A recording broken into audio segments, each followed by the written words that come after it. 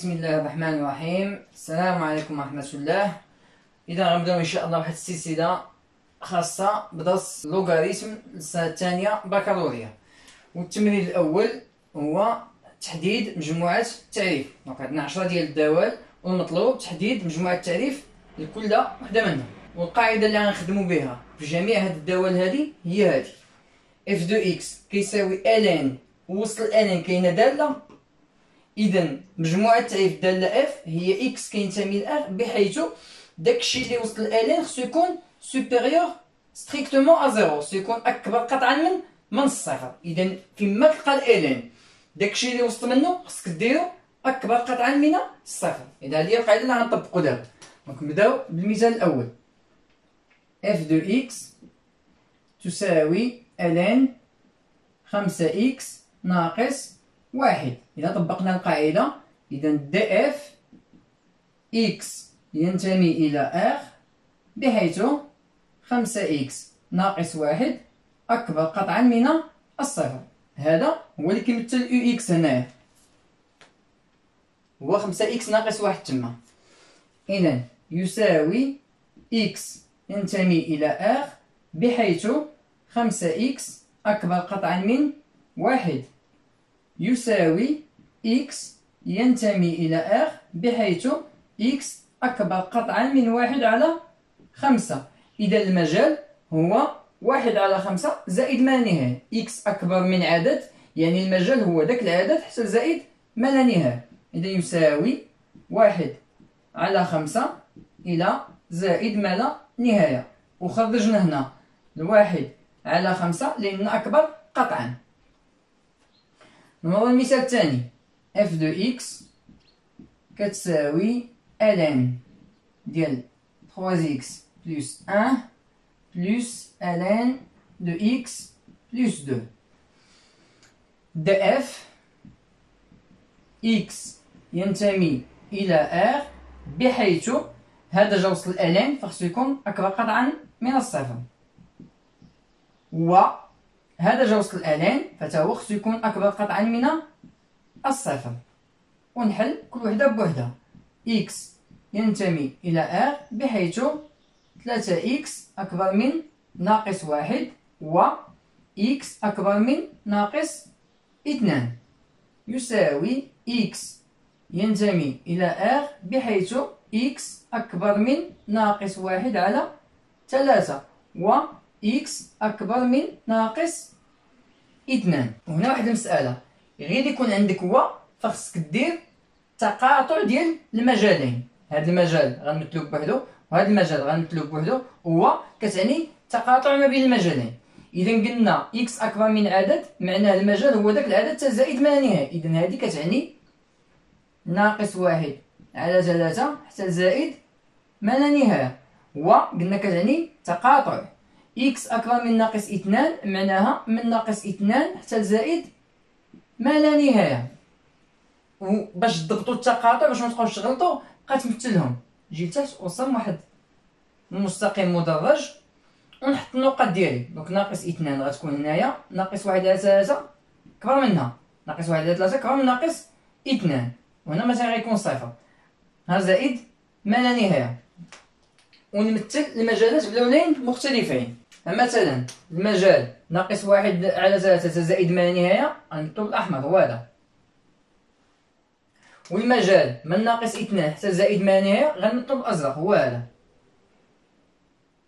ما معنى التقاطع؟ فين كاين اللون الأحمر والأزرق. يعني كتلاحظوا هنا كاين غير الأزرق. من ناقص 1 على 3 حتى زائد ما لا نهاية كاين الأحمر والأزرق. إذا التقاطع ديال هاد المجالين هو المجال من ناقص 1 على 3 حتى زائد ما لا نهاية. هذا هو مجموعة التعريف ديال الدالة اف اللي عندنا تما. المثال الثالث: اف دو اكس يساوي الان ديال 3 اكس زائد 1 عامل اكس زائد 2. كاينين بعض الطلبة كيقولوا بأن المثال الثاني بحال المثال الثالث، كيقولك راه هاد الدالة هي هاد الدالة، وهادشي ماشي صحيح، لأن هنا الالان داخل على هذا بوحدو والالان داخل على هذا بوحدو، أما هنا الالان داخل عليهم بجوج. فإلا تبعنا القاعدة اش كتقول؟ مجموعة التعريف ديال اف هي إكس ينتمي إلى آر، بحيث داكشي اللي وسط الألين خصو يكون أكبر قطعا من الصفر. هنا وسط الألين كاين هذا، درنا أكبر قطعا من الصفر. هنا وسط الألين كاين هذا، درنا أكبر قطعا من الصفر. هنا وسط الألين كاين هذا كامل، إذا هذا كامل أكبر من الصفر. ما ديرش كل واحد أكبر من الصفر، لا، الجداء ديالهم بجوج أكبر من الصفر. وإذا بغينا نحددو إمتى هذا أكبر من الصفر، الطريقة المفضلة هي جدول الإشارة. إذا غنجي ندير جدول الإشارة.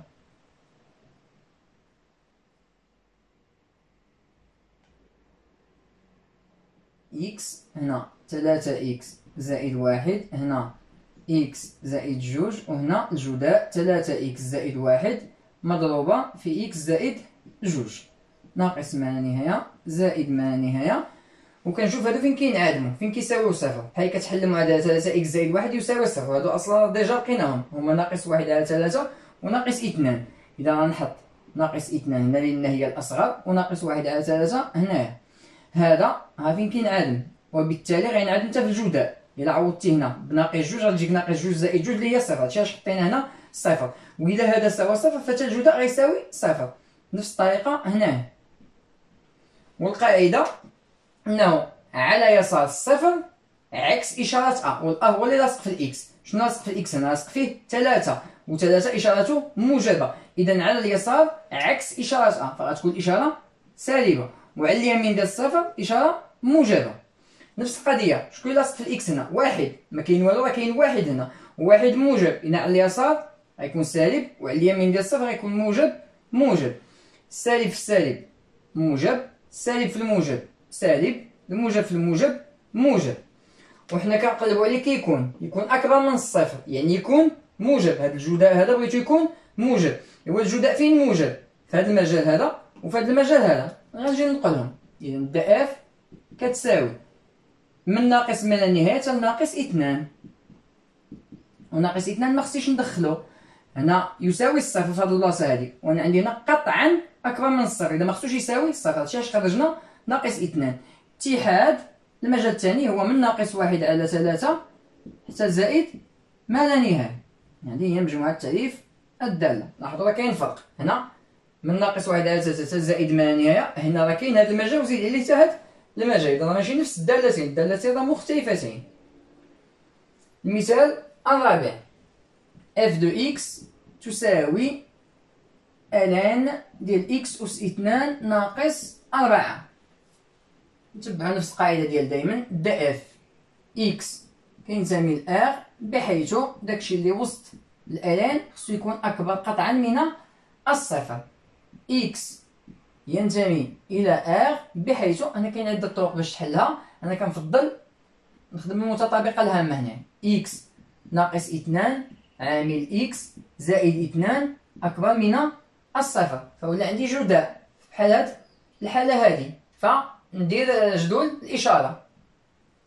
كاين عدة طرق أخرى، غير أنا كنفضل هادي بما أنني شرحتها الفوق وفهمتوها، فكنفضل نستمر بها. أما كاينة طريقة مباشرة، ولكن خصني نشرحها تاني واحد الحاجة، يمكن ما تكونوش كاملين ضابطينها، فغنكتب عليكم من الخدمة.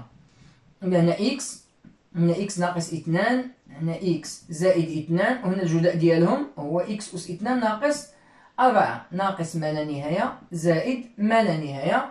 هذا كينعدم في جوج، وهذا كينعدم في ناقص جوج. إذا غنحط هنا ناقص جوج وغنحط هنا جوج، هذا ها فين يساوي صفر، وبالتالي حتى في الجداء يساوي صفر. هذا ها فين يساوي صفر، وبالتالي حتى في الجداء يساوي صفر. على اليسار عكس إشارة أ، والأ موجب. إذا هنا سالب سالب، وهنا موجب سالب موجب موجب. إذا الجداء هنا موجب سالب موجب، أنا كي كنقلب عليه خصو يكون موجب. إذا في هذا المجال وفي هذا المجال، إذا دا اف يساوي من ناقص ما لا نهاية حتى ناقص 2 اتحاد من 2 حتى زائد ما لا نهاية. هذا هو مجموعة التعريف. المثال الخامس، f de x يساوي ln 2x أس 2 ناقص x زائد 3.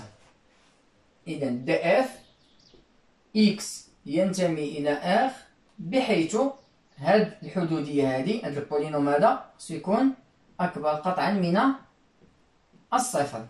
إذا خصني ندرس الإشارة ديال هاد الحدودية هادي، فغنديروها بالدلتا. إذا دلتا يساوي ب أس 2 ناقص 1 أس 2 هي 1 ناقص 4 في 2 في 3. 4 في 2 8 في 3 24. هادشي يعطيني ناقص 23. إذا دلتا أصغر من الصفر. إذا شنو هي الإشارة هذه؟ عندنا قاعدة، إذا كانت دلتا أصغر من الصفر فإشارة هذه هي إشارة أ، وأشكون هو 2. إذا هذه الحدودية هذه دائما موجبة. إذا جوج إكس أس 2 ناقص إكس زائد 3 أكبر قطعا من الصفر دائما. بما أن الدلتا أصغر من الصفر فالحدودية دائما أكبر من الصفر باش ما عوضتي إكس. ولا كانت دائما، إذا هذا الشرط هذا كنسميه شرط دائما محقق. ما كاينش شي إكس اللي ما غيحققش ليا الشرط هذا. إذا واش كاين شي إكس نخرجو من مجموعة التعريف؟ لا. إذا مجموعة التعريف هي آر. وكذا هذه المسألة كتوخ التلاميذ شوية. إلا عندك حدودية من الدرجة الثانية وحسبتي ليها الدلتا ديالها ولقيتيه أصغر من الصفر، فإشارة هذه الحدودية دائما هي إشارة أ، والأ هنا هو 2 موجب. إذا هذه الحدودية هذه دائما موجبة. إذا كانت دائما موجبة هذا الشرط هذا راه ديما متحقق. إذا كان الشرط ديما متحقق إذا ما عندي ما نخرج من مجموعة التعريف. إذا ما عندك ما تخرج، إذا مجموعة التعريف هي آر. هكذا نكون سالينا المثال الخامس، ونتحسبوها باش ندوز الأمثلة اللي موراها. الدالة السادسة اف دو اكس تساوي ln ديال اكس أس 2 ناقص 3 اكس زائد 2. إذا نفس الطريقة دي اف اكس ينتمي إلى ار بحيث اكس أس 2 ناقص 3 اكس زائد 2 أكبر قطعا من الصفر. إذا دلتا يساوي ناقص 3 أس 2 هي 9 ناقص 4 في أ في سي 4 في 1 في 2 هي 8. إذا دلتا يساوي 1. إذا هنا يوجد حلان لهاد الحدودية هذه، جوج جذور لهاد الحدودية هذه. إكس 1 يساوي ناقص ب اللي هو 3 ناقص جذر دلتا اللي هو 1 على 2 في أ اللي هو 2. إذا تعطيني 2 على 2 اللي هو 1. و إكس جوج يساوي 3 زائد 1 على 2. كنعوض الناقص بالزائد. إذا تعطيني 4 على 2 اللي هي 2. إذا غنرسم جدول إشارة ديال هاد الحدودية هادي.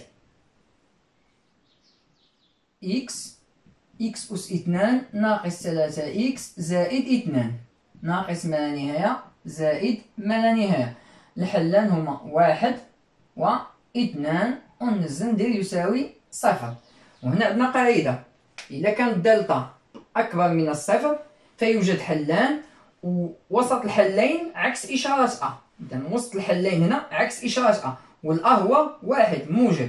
إذا الداخل هنا سالب وبرا موجب. وأنا كنقلب على إشارة الحدودية تكون قطعا موجبة. إذا هذا المجال وهذا المجال. إذا دي اف هو المجال من ناقص ما لا نهاية حتى الواحد، واحد ما داخلش، اتحاد من جوج حتى زائد ما لا نهاية، جوج ما داخلش. نمرو الدالة الموالية اف دو اكس كتساوي 3 اكس على 1 ناقص ln ديال اكس. إذا دي اف يساوي، هنا كاين مسألة جديدة.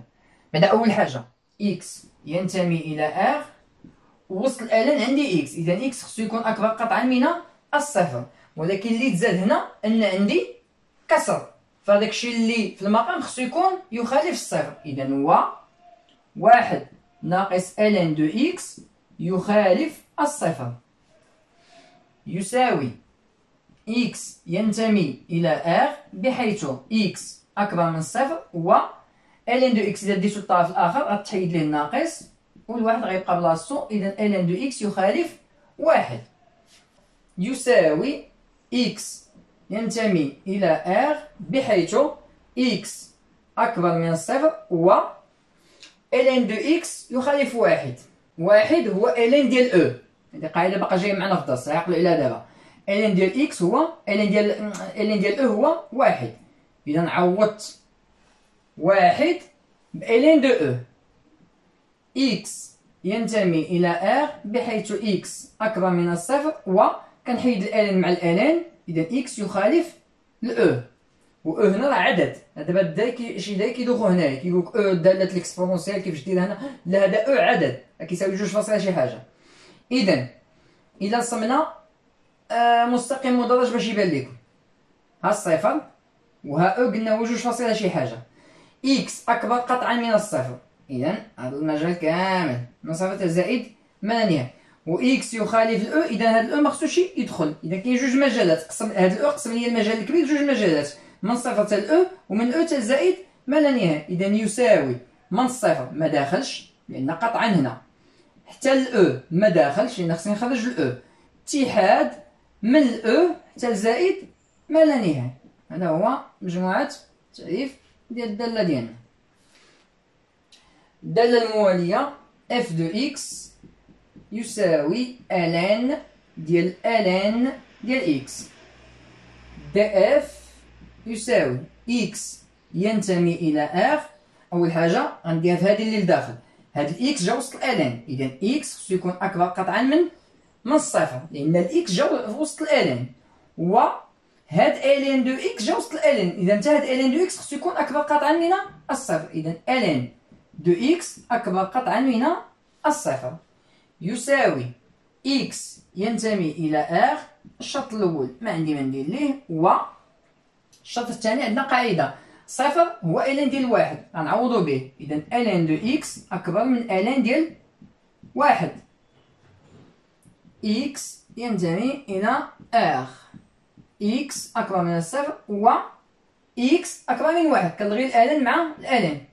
دابا نتفاهموا ان شاء الله في فيديوهات جايين علاش كنلغيو الالين سواء هنا سواء هنا، كاينين قواعد غير دابا دخلناهم في حساب مجموعه التعريف ماشي مشكل، قبلوا بهم تنشرحهم ان شاء الله من بعد.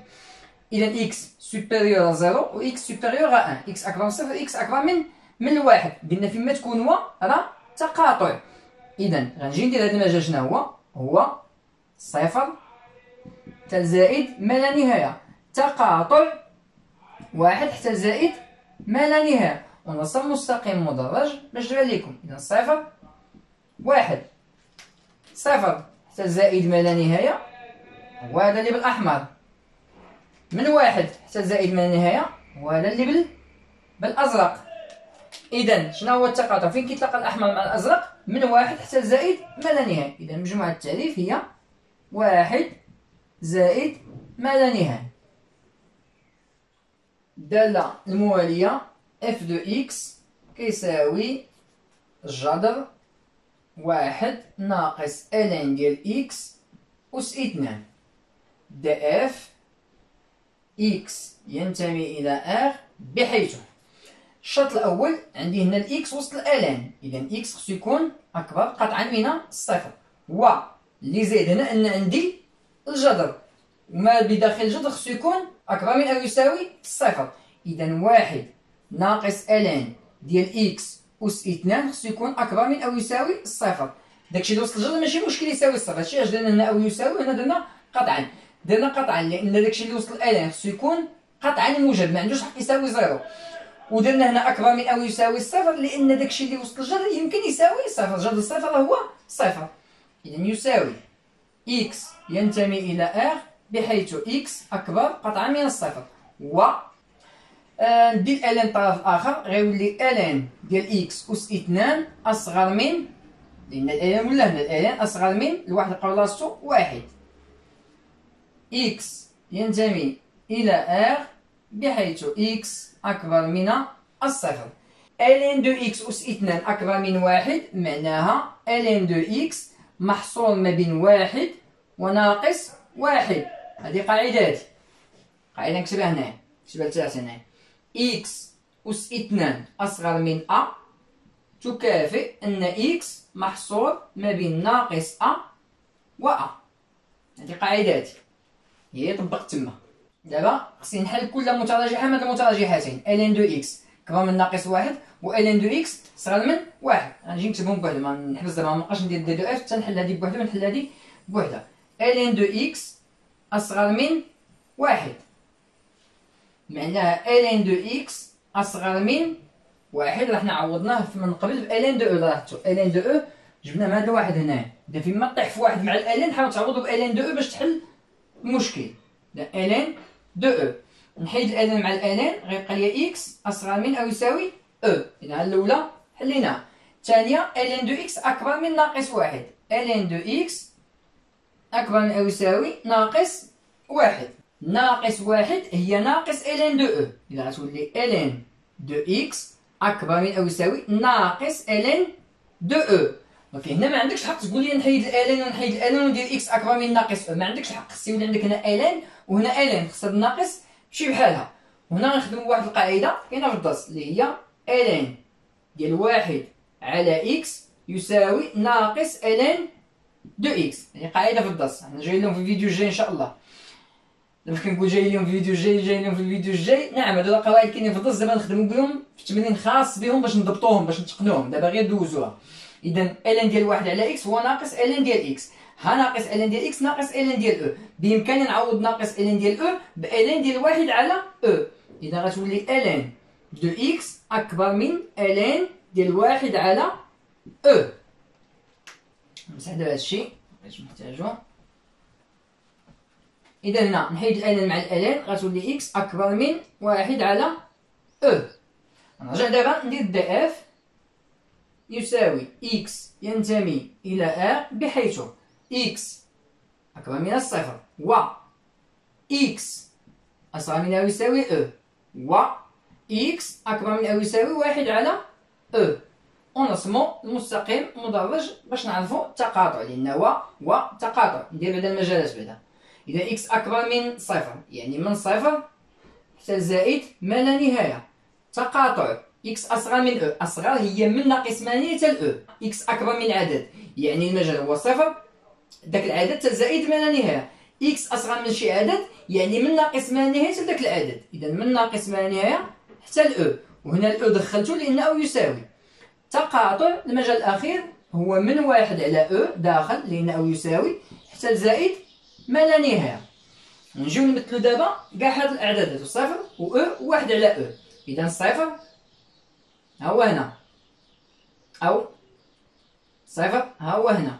واحد على او، واحد مقسوم على جوج فاصلة شي حاجه، دونك هي صفر فاصلة شي حاجه، دونك هو اللي تابعو. واحد على او، و او هو جوج فاصلة شي حاجه هو اللي تابعو هنايا. ونمثلو دابا بالالوان المختلفه. من صفر حتى زائد ما لا نهايه هو هذا اللي بالاسود، ها هو من صفر حتى زائد ما لا نهايه. من ناقص ما لا نهايه حتى الاو هو هذا اللي بالاحمر. هنا درت جوج خصني ندير او. دونك من ناقص ما لا نهايه حتى الاو، ها هو من ناقص ما لا نهايه غادي تيوصل للاو ويحبس. وبالازرق من واحد على او حتى زائد ما لا نهايه، من واحد على او حتى زائد ما لا نهايه. الا كان كيبان لكم مزيان هنا راه كاين غير الاحمر، هنا راه كاين الاحمر مع الاسود، هنا كاين الزرق مع الاحمر مع الكحل من هنا حتى لهنا، وهنا عاوتاني كاين غير الزرق والكحل. اذا المجال اللي تقاطعوا فيه هما هادو. شوف هنا فين كاينين الالوان بثلاثه. اذا المجال هو من واحد على او حتى الاو. اذا مجموعه التعريف هي من واحد على او حتى الاو. اذا كنتمنى المسائل تكون واضحه، ونشوفكم ان شاء الله في الفيديو الجاي اللي غنديرو فيه بعض القواعد اللي تكلمنا عليها في هذا الفيديو بدون ما نشرحوها بتفصيل، وغنتعلموا كيفاش نحلوا المعادلات اللي فيهم الالان وكيفاش نبسطوا شي عبارات فيهم الالان. اذا نشوفكم ان شاء الله في الفيديو الجاي. السلام عليكم ورحمه الله.